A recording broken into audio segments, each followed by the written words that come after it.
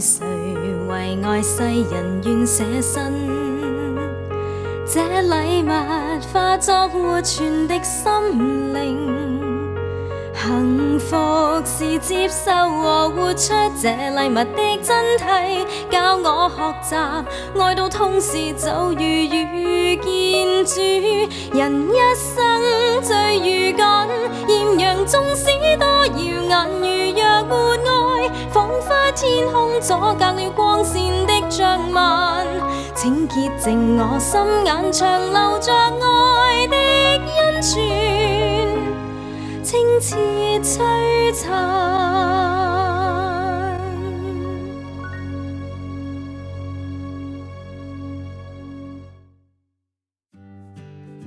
Jacqueline 係一位醫生，身兼2份工作。有時我覺得一日24個鐘都唔夠時間做我所有想做嘅嘢。一樣我覺得好重要就係 focusing on 呢個 prayer。如果我係being focused on God， 佢會幫我 to do everything I need to do。佢滿有學識，亦有醫生嘅專業資格，但佢仍然謙虛咁，時時信靠天主。The more I trust in God， 信佢、靠佢，佢會令到我嘅時間 expand。甚至願意暫時放低醫生嘅工作，遠赴羅馬讀神學。我希望我想做嘅嘢就係做所有嘢為主而做嘅。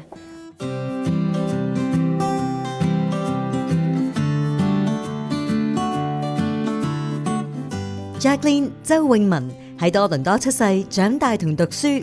畢業之後一直喺多倫多執業，佢嘅時間表排得密密麻麻，一星期有3日喺診所返工。由於佢同時兼任 Kinto College 女大學生宿舍嘅管理人，所以亦要花2日喺宿舍工作。要應付呢啲唔同嘅任務，佢靠嘅唔係自己嘅能力，而係佢嘅信仰。信仰幫我擺主喺所有嘅嘢嘅中間。俾我 courage to 做我可能之前會覺得做唔到嘅，例如我讀醫嗰陣時，就同一班其他嘅朋友就開始咗呢個 pro-life group， 就覺得呢個好有意義，因為可以帶俾其他嘅學生唔同嘅睇嘅方便on 呢啲事件 like abortion 或者 euthanasia。呢份勇氣伸延到後來做醫生，即使墮胎同安樂死已經合法，佢仍然忠於天主教會對人性尊嚴嘅重視，就係人嘅生命由受孕嘅一刻，直至生命嘅自然結束，都應該受到尊重同保護。而家喺加拿大協助自殺已經係 legalize， 準可係俾啲病人選擇。我覺得呢個對病人嚟講係唔係一個好嘅事件？佢哋可能會 get confused， 會覺得我或者應該其實有咁嘅選擇，因為我已經或者好老，I'm a burden on 我嘅 family， 我屋企人唔想佢哋繼續照顧我，因為好辛苦。不過我覺得呢個唔係一個正確嘅諗法，我哋應該support 我哋嘅 family members， 因為有 cancer 或者唔同嘅 illness， 其實嗰個係一個好 crucial、好重要嘅 moment， 需要多啲 support， 唔係需要醫生或者屋企人 encourage them to give them the option of 協助自殺。最深刻中最有deep impression， 我啲 patient 就係我幫幾個 palliative care patient 過身。人臨死之前係一個好難得嘅機會，可以同屋企人相處多啲，可以令到佢哋會 reflect 諗起或者諗起主呢樣方面。所以作為醫生真係is a privilege to 可以幫佢哋喺呢段時期。不一樣嘅價值觀令佢行醫嘅時候會有唔同嘅挑戰。同 supervisor 醫生傾偈，咁佢哋就發現我有幾樣嘢唔會做嘅，例如我唔會 prescribe birth control pill。咁咁佢哋發覺之後就好 surprise。不過對我嚟講，我係良真嚟講，我就真係唔想 prescribe 呢個藥俾我啲病人，因為我覺得係對呢啲病人唔好嘅。我會解釋我嘅理由，點解我會覺得prescribe 呢個 birth control pill 唔好嘅，因為有咩 side effects 啊，對於呢個病人將來有咩影響啊，so and 我 recommend 其他 more natural 嘅 methods of family planning。咁佢哋聽咗我之後，都會令佢哋諗起咧，like 依樣係咪 O 唔 OK， 或者咁始終佢哋可能唔會同我同意我嘅諗法，不過佢哋都會尊重我點解會咁樣決定。同我覺得呢個咁嘅情況，我應該try to be 做一個好啲嘅醫生。喺另一方面 ，Jacqueline 亦嘗試從醫學嘅角度，令病人明白佢嘅立場。The majority of 我啲病人 ，when 我 explain to them， I don't agree with 呢個咁嘅做法，你想要呢樣嘢，而我唔係只係擺我嘅信仰 as 第一個原因，但有其他嘅 medical reason why I don't prescribe the birth control pill or why I don't recommend abortion。而其實啲病人我諗都會明白少少嘅，而我 try to develop a relationship with 我啲 patients first that they see me as a person too， 而我唔係judge them or criticize them， but this is really what I personally think。而最後，如果個病人始終都係想要嗰樣嘢，我同佢講，我唔可以俾你，但你可以見其他醫生咯。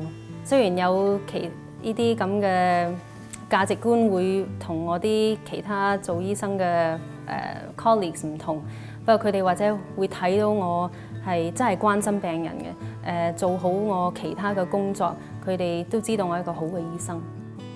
面對一啲需要輔助生育嘅病人 ，Jacqueline 亦會建議比較自然嘅方法去協助一啲婦女懷孕。得佢幫助過嘅媽媽都好欣賞佢。I think she's a wonderful doctor. Well, what happened was my husband and I have been trying to conceive for 7 years, and we haven't been able to have a baby. We've seen other fertility doctors who have pressured us to do IVF, which is really not within our ethical, our morals. It doesn't fit with our morals. We don't believe in it. And they almost made me feel like that was my only choice. But when we met Dr. Chow, knowing that she has the same faith as we do, I knew that I was in good hands, and I knew that she would respect our wishes to obviously not do IVF, to really let God be part of this wonderful creation of life. We met her through Fertility Care, which is a wonderful clinic that does NAPRO technology. So what that is they use what God created our women's body to be, and teaches the women how to recognize their own body signals to be able to facilitate their fertility. And through her, I was able to keep my pregnancy. I conceived in such a spontaneous and blessed way, and then she was able to help me to maintain that pregnancy in a healthy, all the way to term, and we have a beautiful baby to prove it. I specialize in women's health 啦。I also practice 呢個新嘅women's health medicine 叫 NAPRO technology。咁 through 呢個more natural method of helping women， 咁有幾個女士就懷孕咗，所以呢樣真係好難忘。同埋佢哋呢啲病人生咗 BB 之後，佢哋就send 啲 picture 俾我睇，真係好開心。Jacqueline 時時信靠天主，但原來當初並唔係咁㗎。雖然我小學、中學都係天主教嘅學校，都覺得信仰唔係好重要，天主唔係好重要，我睇唔到佢，唔係好現實。咁我好細嗰陣時就已經係領洗嘅，我差唔多我全屋企都係信天主教嘅。咁細個嗰時，我哋屋企人唔係成日都會去教堂。有時如果忙嘅星期日，未必一定去彌撒。Jacqueline 選擇讀醫，亦同信仰無關，而係因為受到一個做醫生嘅長輩影響。去到讀大學嗰時，喺多倫多讀大學，認識到唔同嘅朋友。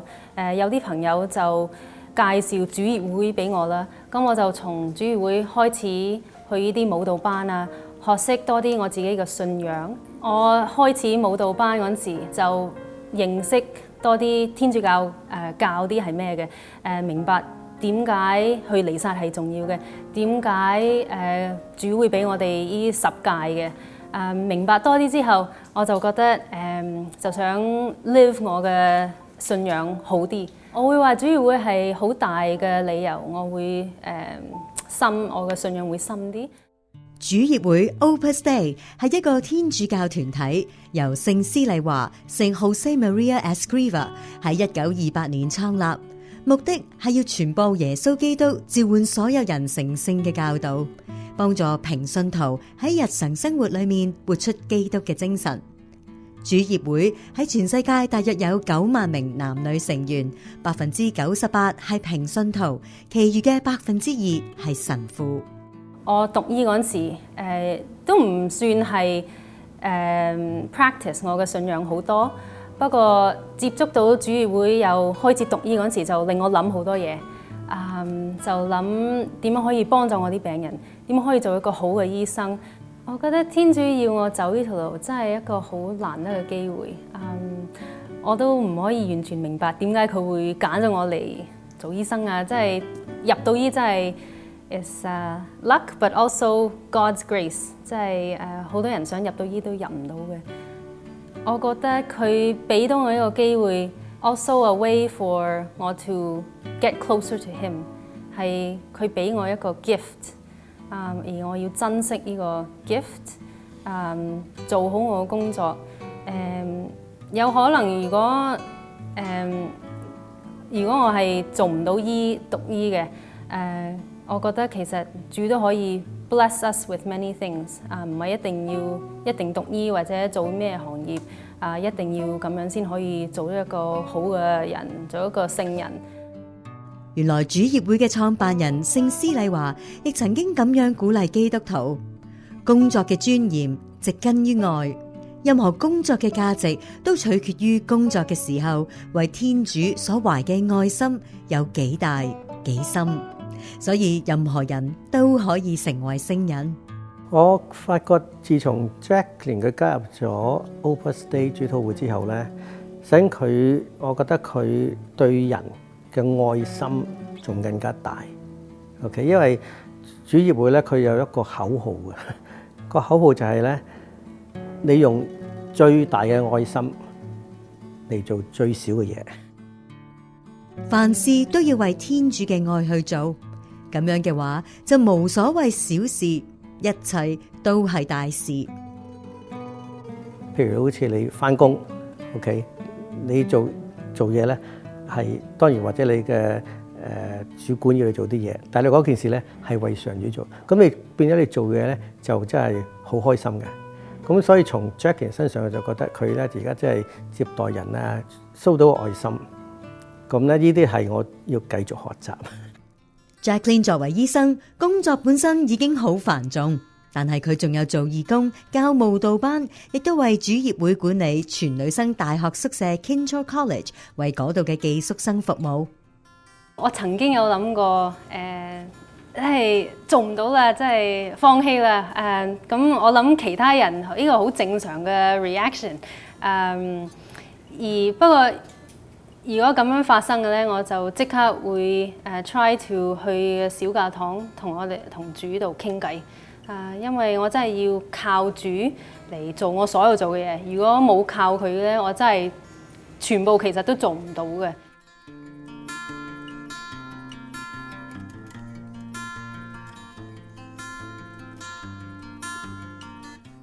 我其實唔想只係靠我自己嘅能力，但係靠主嚟幫我做我所有做嘅嘢。Jacqueline 生活忙碌，但係佢爸爸就一啲都冇埋怨。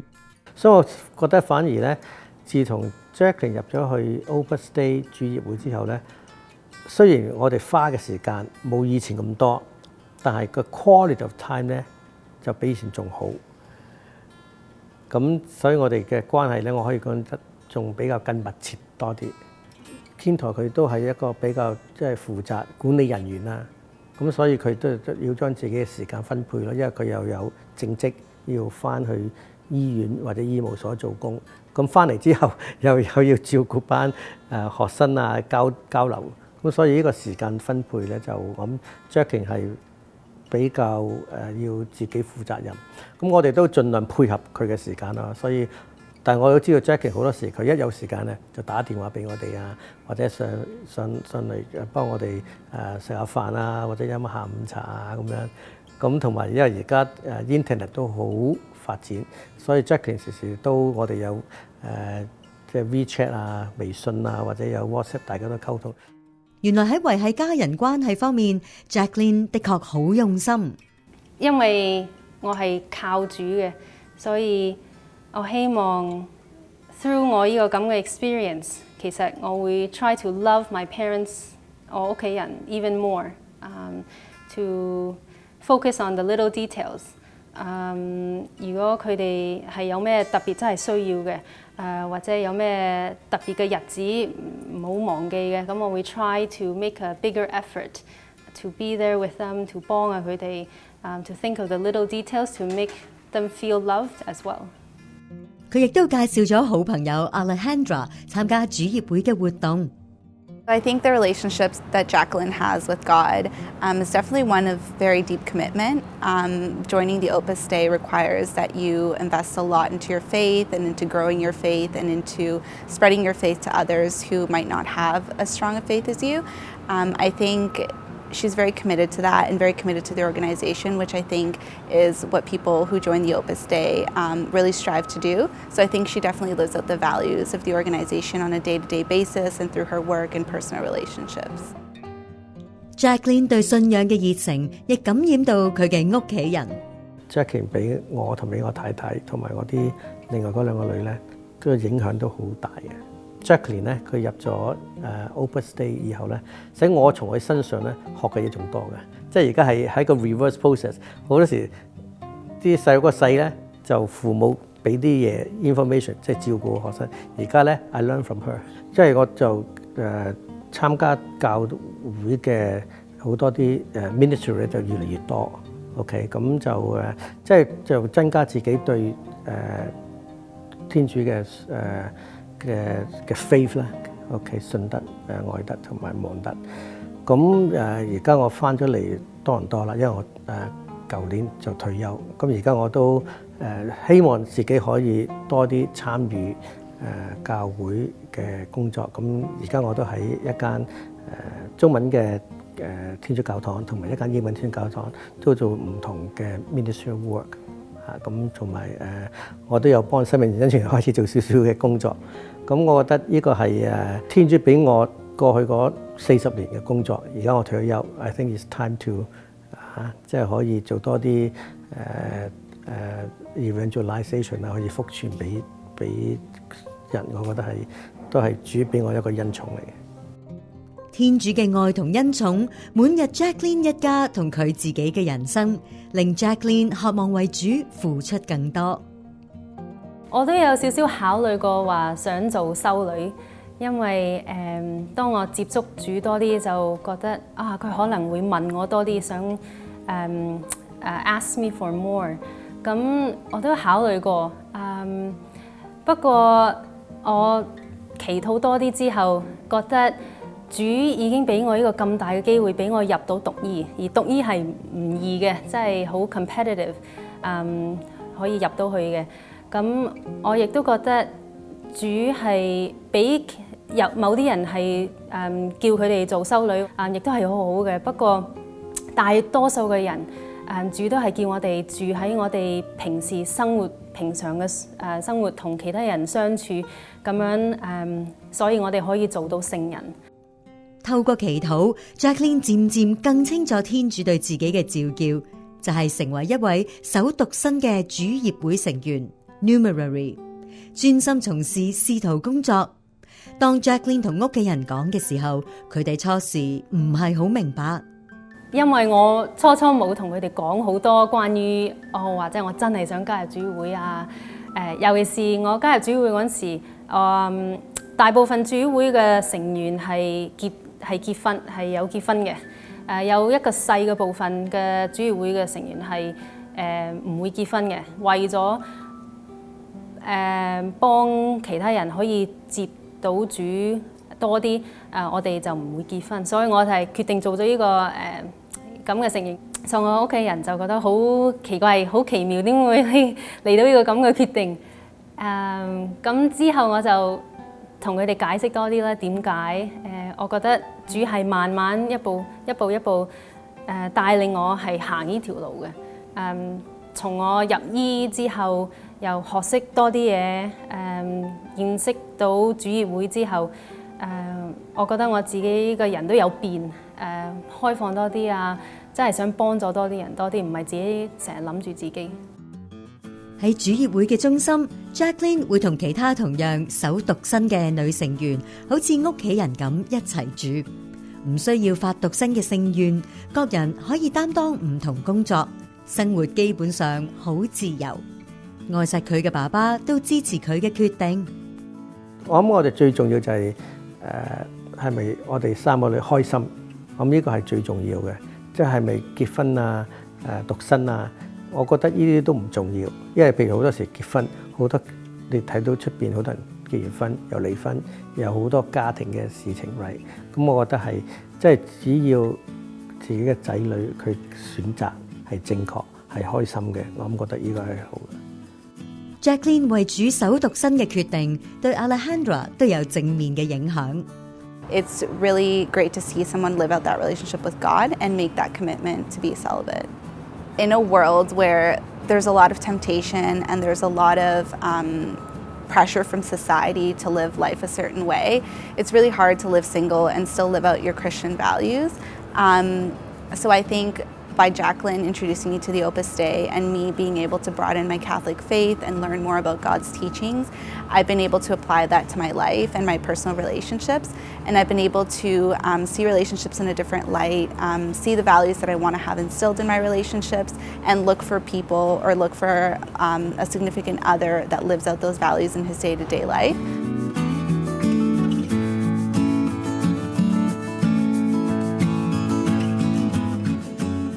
面對俗世嘅繁華璀璨，好多人都唔捨得放棄擁有嘅一切，去追隨耶穌嘅召叫。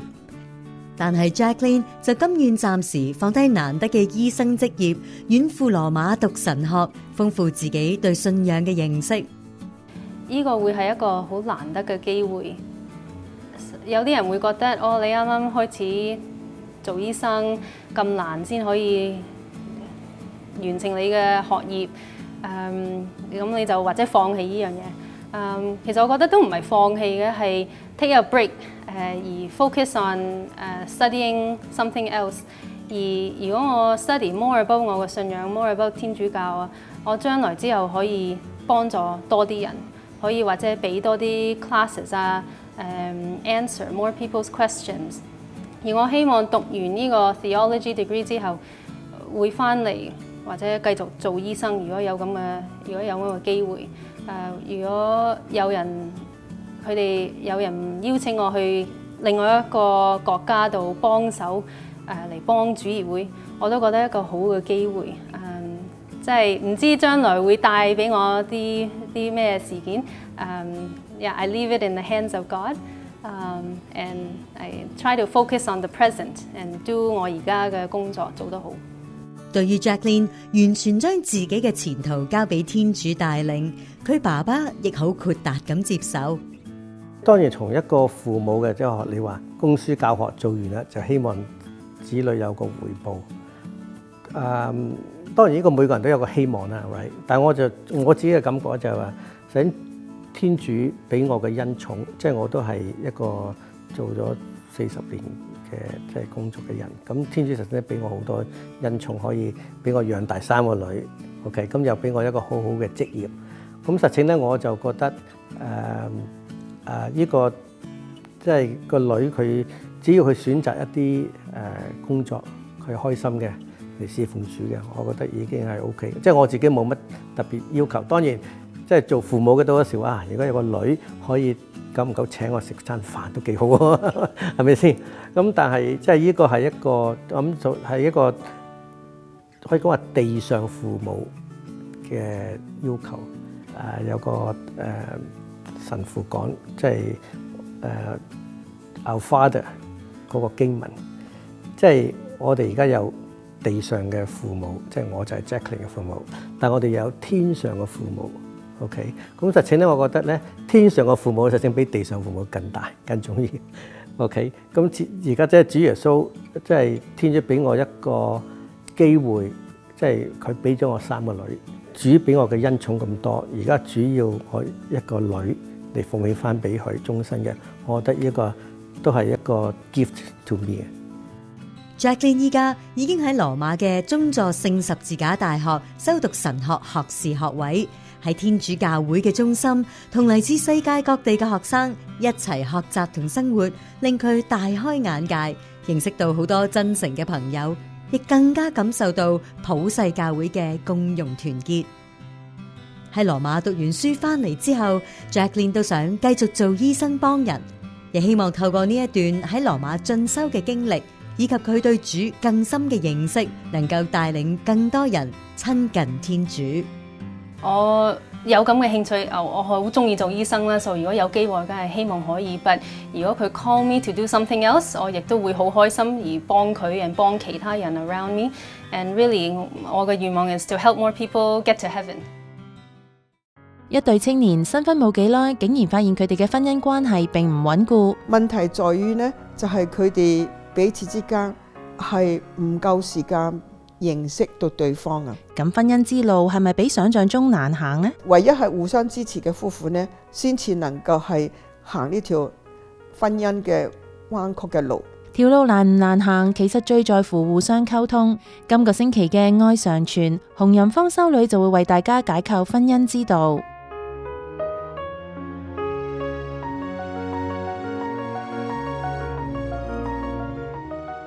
睇完呢一集愛常傳，歡迎大家打我哋嘅熱線電話嚟分享一下你嘅感受或者故事，同時亦請收聽我哋逢星期六嘅電台節目愛生命。要購買天主教書籍同信仰靈修禮品，請嚟我哋嘅生命恩泉書社參觀選購。我哋下星期同樣時間再見，天主保佑。